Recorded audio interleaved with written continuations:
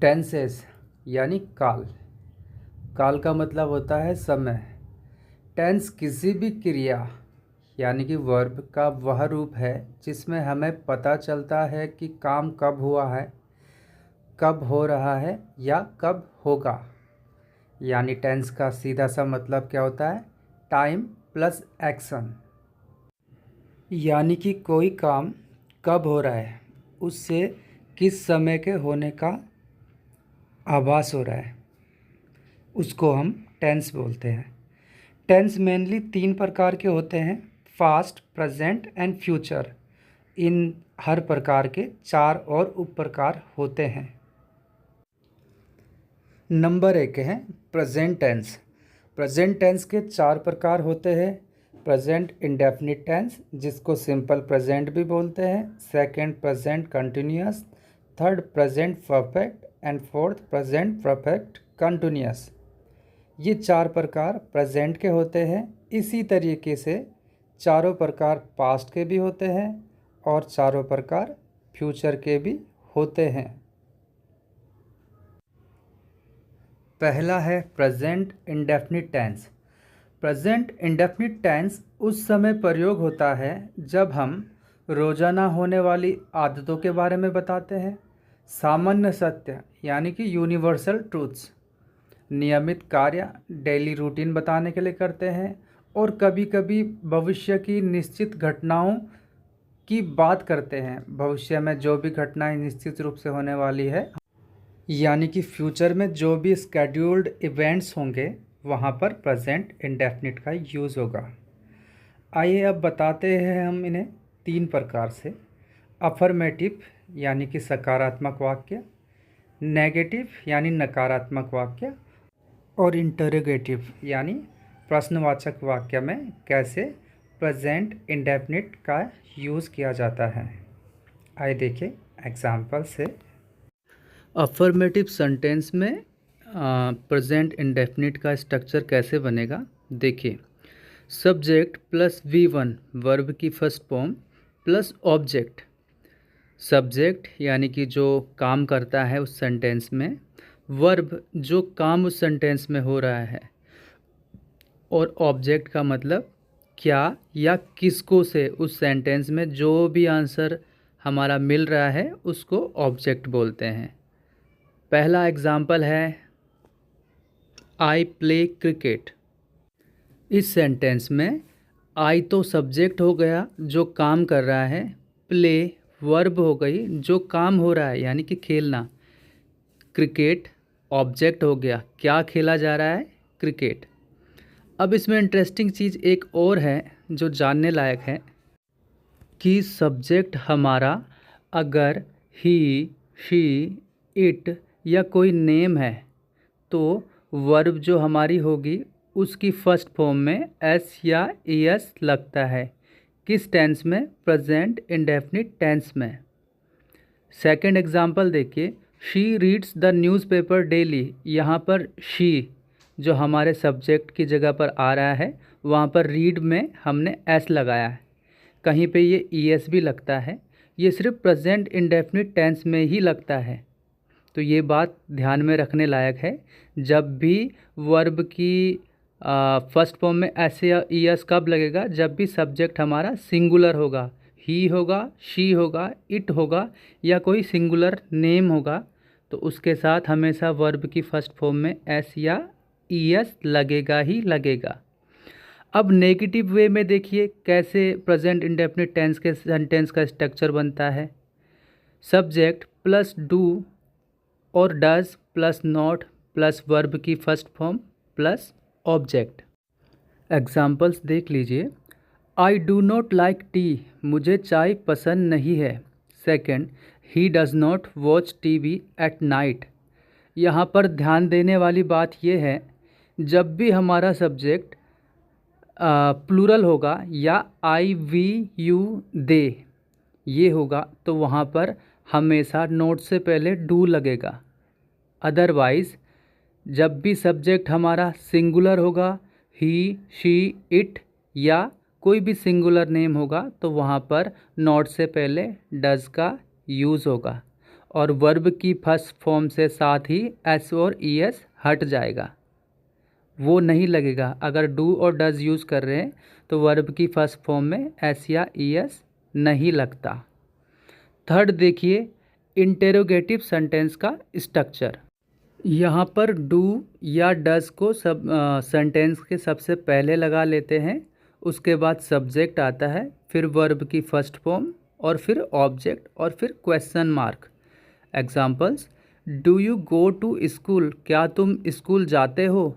Second, does she speak English, क्या वह अंग्रेजी बोलती है। और इंटरोगेटिव सेंटेंस में भी सेम होगा, वर्ब की जो फर्स्ट फॉर्म में एस या ई एस लगता है वो हट जाएगा, उसकी जगह पर डू और डज का यूज़ होगा। बस अंतर इतना है, यहाँ पर ये सेंटेंस के सबसे पहले यूज़ होंगे। इस तरीके से हमें अब पता लग चुका है कि हमें प्रेजेंट इंडेफिनिट टेंस को कब यूज़ करना है। इसको एक सबसे पहले जब भी हम हैबिट्स या रूटीन्स के बारे में अपनी बताते हैं, आई wake up early in the morning, मैं सुबह जल्दी उठता हूँ, ये मेरा रूटीन है और इसके बारे में बता रहा हूँ। तो एक यूजुअली रूटीन बताने में प्रेजेंट इंडेफिनिट टेंस यूज़ होता है। सेकंड, यूनिवर्सल ट्रूथ, यानी कि सार्वभौमिक सत्य, जो चीज़ बिल्कुल सच है, पूरे वर्ल्ड के लिए सच है। एग्जाम्पल्स देखिए, the sun rises in the east, सूरज पूर्व दिशा में उगता है। तो ये कभी बदल नहीं सकती ये चीज़, ये सार्वभौमिक सत्य है। तो इसके साथ भी हम प्रेजेंट इंडेफिनिट टेंस का यूज़ करते हैं। थर्ड, परमानेंट सिचुएशन, स्थायी स्थिति जो होती है, अब वह दिल्ली में रहता है, ही लिव्स इन दिल्ली, यहाँ पर भी हम प्रेजेंट इंडेफिनिट टेंस का यूज़ कर रहे हैं। और स्केड्यूल्ड इवेंट, जो भी हमारे फ्यूचर के इवेंट्स स्केड्यूल्स होते हैं उन पे यूज़ होता है। The train leaves eight 6 PM, train शाम 6 बजे रवाना होती है। तो ट्रेन 6 बजे रवाना होती है, इसमें भी हमने प्रेजेंट इंडेफिनिट टेंस का यूज़ कर लिया। आइए और डिटेल में इनके कुछ एग्जांपल्स देखते हैं। मैं रोज़ सुबह जल्दी उठता हूँ, वह रोज़ स्कूल जाती है। हम हर रविवार क्रिकेट खेलते हैं, सूरज पूर्व दिशा में उगता है, वह रोज़ अखबार पढ़ता है। बच्चे बगीचे में खेलते हैं, गाय दूध देती है, वह बहुत अच्छा गाना गाती है। मैं रोज़ अंग्रेजी पढ़ता हूँ, वह बाज़ार में सब्जी खरीदती है। इन सब सेंटेंसेस में हम प्रेजेंट की बात कर रहे हैं, यानी कि प्रेजेंट में हम अपने हैबिट्स रूटीन की बात कर रहे हैं, या फ्यूचर कोई हमारा स्केड्यूल्ड इवेंट है उसकी बात कर रहे हैं, या यूनिवर्सल ट्रूथ जो भी हो उनकी बात कर रहे हैं, या कोई परमानेंट सिचुएशन हो उसकी भी हम यहाँ पर बात कर रहे हैं। आइए इनके ट्रांसलेशन देखते हैं। पहले नंबर सब्जेक्ट का, आई वेकअप अर्ली एवरी मॉर्निंग, मैं रोज़ सुबह जल्दी उठता हूँ। यहाँ पर wake up early every morning, wake up के साथ एस या ई एस नहीं लगा क्योंकि यहाँ पर आई यूज़ हो रहा है। सेकेंड, वह रोज़ स्कूल जाती है, she goes to school every day. मैंने बताया था जितने भी सिंगुलर सब्जेक्ट होंगे और साथ ही शी इट होंगे सिंगुलर, उनके साथ वर्ब की फर्स्ट फॉर्म में एस या ई एस लगेगा। यहाँ पर वर्ब गो है तो यहाँ पर ई एस लगेगा। We play cricket every Sunday, तीसरे नंबर सेंटेंस का ट्रांसलेशन है, हम हर रविवार क्रिकेट खेलते हैं। तो यहाँ पर वी है, वी के साथ play cricket every Sunday, S या ई एस नहीं लगा। आई वी यू दे और प्लूरल के साथ एस या ई एस नहीं लगेगा। चौथा नंबर, सूरज पूर्व दिशा में उगता है, the sun rises in the east. The sun क्या है, सिंगुलर है तो उसके साथ राइज के साथ एस लगेगा वर्ब की फर्स्ट फॉर्म में। पांचवा है, वह रोज़ अखबार पढ़ता है, he reads the newspaper daily. He यहाँ पर सिंगुलर है तो उसके साथ रीड्स आएगा, रीड नहीं आएगा, reads the newspaper daily. Sixth है, children play in the garden, children plural है तो उसके साथ प्ले में एस या ई एस नहीं लगा। सेवंथ, गायें दूध देती है, काउज गिव मिल्क, गायें प्लूरल है तो गिव में एस या ई एस नहीं लगा। वह बहुत अच्छा गाना गाती है। She sings very well. She singular है तो यहाँ पर सिंग्स। 9वां है मैं रोज़ अंग्रेजी पढ़ता हूँ। I study English every day. यहाँ पर आई है, आई के साथ स्टडी में एस या ई एस नहीं लगेगा।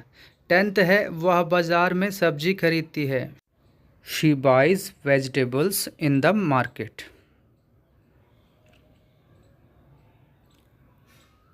आइए अब देखते हैं इंटरोगेटिव सेंटेंसेस में कैसे इनका फॉर्मेशन बनेगा।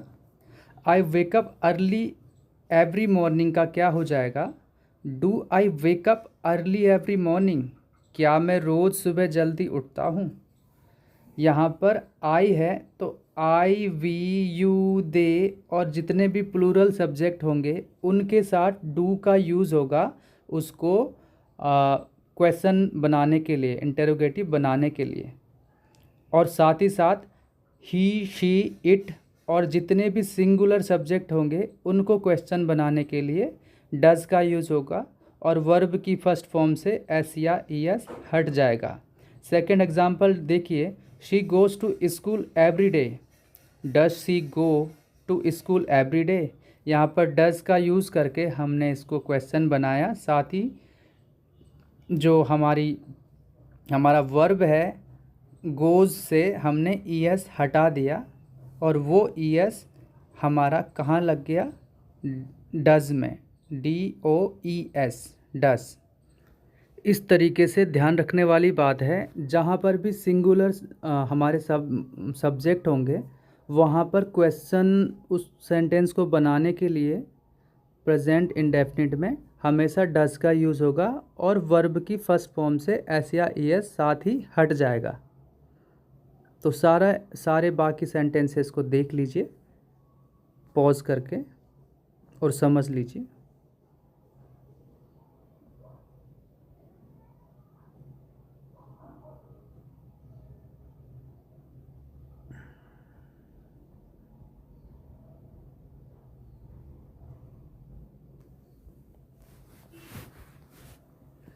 आइए अब इसके बाद आपको समझाते हैं किस तरीके से इनका इंटरोगेटिव भी बनाएं, साथ ही साथ नेगेटिव भी बनाएं। ये हमारे पास सेंटेंसेस है। हमने सिंपली क्या करना है, क्वेश्चन तो सेम बनेगा लेकिन डू की जगह पे डोंट और डज़ की जगह पे डजंट यूज़ होगा, बाकी क्वेश्चन सेम बनेगा। पहले नंबर का देख लीजिए, I wake up early every morning. मैं रोज़ सुबह जल्दी उठता हूँ। Don't I wake up early every morning? क्या मैं रोज़ सुबह जल्दी नहीं उठता? She goes to school every day. Doesn't she go to school every day? क्या वह रोज़ स्कूल नहीं जाती है?